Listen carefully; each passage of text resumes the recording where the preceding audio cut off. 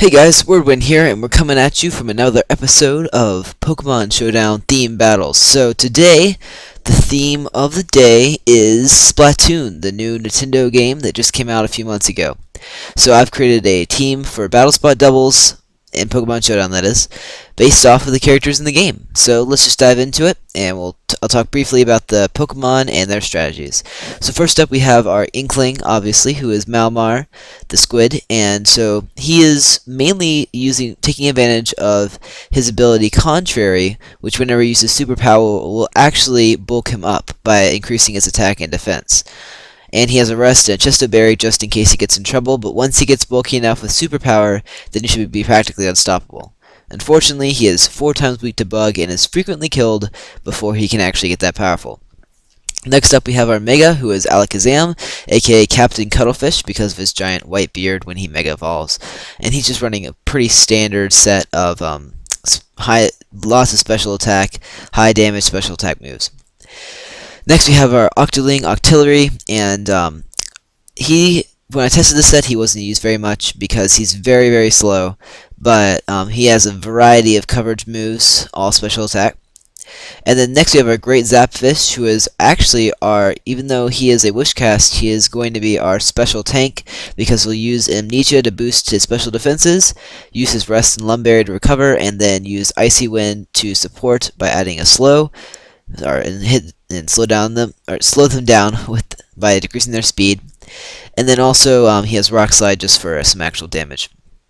Then we have Jalonzo, the Jellicent, carrying leftovers, and actually is running a physically defensive set, which is funny because we've kind of in order to make the set work with the Pokemon that work with the theme, I had to switch them up, and normally you see Jellicents as special defense walls, which they're much better at, but in this case I'm having to take advantage of Acid Armor to make him our defense wall for this team, because we already have Amnesia on Great Zapfish. And so pretty standard Recover, Scald, Will-O-Wisp, and then just Acid Armor added in to make him a physical wall as well. And then lastly we have Judd, the Perugly, and he is running Fake Out, Sucker Punch, Play Rough, Return, just a lot of variety attacking moves, kind of just a little filler. He can work well in most matches. So what we will do is we will jump into look for Battle Spot doubles. Not that Splatoon team. That one did not work very well. And here we go. We're already in one. So let's see. So sorry, it might take a while to do this team preview, but all right. So biggest threat. We don't have any electric types, which is good because with all these water types, it's very weak to that. So our biggest threat probably is going to be Drifblim. No, not really. Maybe Drifblim. But looks like so physical. These are probably special, physical. So I think we'll start out with Great Zapfish, and then he'll be supported by, I don't know, Inkling will be able to hit some of these. Actually, no, he has pretty good coverage. We'll do him. And then who else do we need? I don't really want to use Octoling because he's just so slow. I mean, their team's not that fast, but just want to be careful. I mean, I think Captain Cuttlefish would have good coverage across, and Judd could be decent. He could probably hit most of these okay. Jalonzo, not really going to help out that much. So I think we're going to run Captain Cuttlefish, and I guess, should we put Judd in there?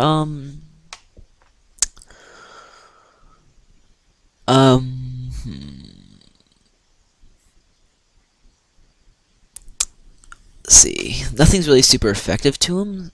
Well, there are a few. There's one thing that's super effective to Jalonzo. But you know, Jalonzo has really good stall potential, so I think we're gonna go to Jalonzo. Alright, so we have our opponent starting out with Gothitelle and Drifblim, which is just great because then it lets me. I'll set up him by using Amnesia, and I think I'll just go ahead and, even though this will do a lot of damage, I'll just go ahead and start bulking up by using Superpower on Gothitelle. So I'm just going to go ahead and we'll wait for the opponent to make his decision. Let's see. So if he's got Drifblim and Gothitelle, I expect the Staraptor because Staraptors generally pretty good. Alright, so of course it didn't do a lot of damage, but it will boost him up enough. We got Zapfish using his special defense move, and we got Trick Room, which is just perfect because both these Pokemon are really slow and can benefit a lot from a Trick Room. And so now that we got that up, I think the biggest threat to our team is probably Drifblim, so I'm just going to go ahead and Night Slash him. So this Icy Wind is to... Ooh, that was actually a really bad move. I shouldn't have done that, because well, doesn't matter now. Because now that we're in Trick Room, I shouldn't try to slow them down. Alright, so I think that the opponent did make a very good move. He actually set me up, and now with that Trick Room, and so now I'm going to be in a very good spot. And I'll just keep Rock Sliding with him. I'll just use Night Slash to get Gothitelle out of the way, because it'll be super effective, though wouldn't be surprised if Gothitelle switched.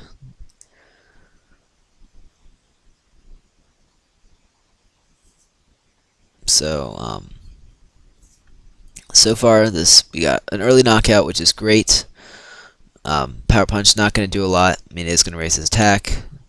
I think this person does not know how to play Pokemon because he keeps using a Psychic attack on a Dark, or maybe just doesn't know the new gen, but worked perfectly. Got that. Got that Dark Slash, that Night Slash off on the Gothitelle. So I wouldn't be surprised if they forfeited anytime soon because they're pretty much guaranteed to lose this battle, which is great because we're getting. Hopefully, we'll get it with that Trick Room set up. It's a perfect opportunity for this pretty slow team to come back and win. And hopefully, the first battle on our Splatoon video will be a win, which would be amazing. It'd be even great if they don't forfeit, so we can actually close it out. But I wouldn't be surprised if they do. Oh, I need to actually choose. Whoops. Well, let's go Superpower and continue bulking up. Alright, he's gonna keep power punching. I guess it's the best kind of thing he can do right now. Ooh, that Staraptor is kind of bulky. Actually, both of these are really bulky. Maybe I shouldn't have judged them so fast. Alright, so I gotta use this last turn of Trick Room to my advantage. I will go ahead and both Icy Wind both of them to decrease their speed. And, I guess I could use Superpower one more time and try to get as bulky as I possibly can, which would probably be my best option so that I can have a really solid I keep calling it Dark Slash, but it's Night Slash. Get a Night Slash off on Staraptor. Ooh, that is not good. So Trick Room is now down. Great Zapfish still has plenty of health, and he will continue to Icy Wind. Inkling is going to have to rest if he can fast, or else he is going to die, and that is going to be terrible. I probably should have maybe tried to rest the last... Oh, wait, no. I guess I wouldn't have really known. Brave Bird is going to do a lot of damage on Grave Zapfish. But thankfully, Inkling is going to be fully healed and ready to take on that Staraptor. Great Zapfish is putting the speed decrease on there, which Staraptor is already very fast, so it's not going to do a whole lot. Great Zapfish is barely hanging in there. Hopefully, I'll be able to hit a rest before he goes down, but I think he's probably going to die. So Staraptor right now is the greatest threat. I'm going to Night Slash on him. He roosts, but it's to no avail because Night Slash is just way too powerful with these boosts. And Great Zapfish was able to get a rest in as well, so that means he is back to full health and is ready to help support Inkling or whoever comes after him. The speed is already decreased enough, so I think we're just going to try to get a flinch chance with a Rock Slide. So, I guess I'll just try to finish him off with a stab move. Quagsire is very bulky, so it's not doing a whole lot. It's definitely going to hang in there. So I think this is going to be the last turn of the battle. We'll try to see if we can get a flinch one more time, get it for a Night Slash, and hopefully that will end the first battle of Splatoon. There we go, with the Night Slash, we get the KO, and we have won the first match of our Splatoon video, which is just wonderful, happened quickly, and, alright, so this team looks way more formidable. Big threats right now are probably Greninja is a really big threat. Altaria is a big threat. Lopunny is probably going to... We have 3 mega options. I wouldn't be surprised if Lopunny was. But... So, alright. So, a lot of these look like physical... That's physical, physical, physical, probably. And so Jalonzo might be a good one to start out with. Nothing. He's decent. Well, there's nothing. What do I have that's really super effective against them? I guess Inkling is super effective to a few, so it'd be good to start off with him. I'm gonna need a support for him, so I guess I'll start with Zapfish too, because Zapfish is good at supporting.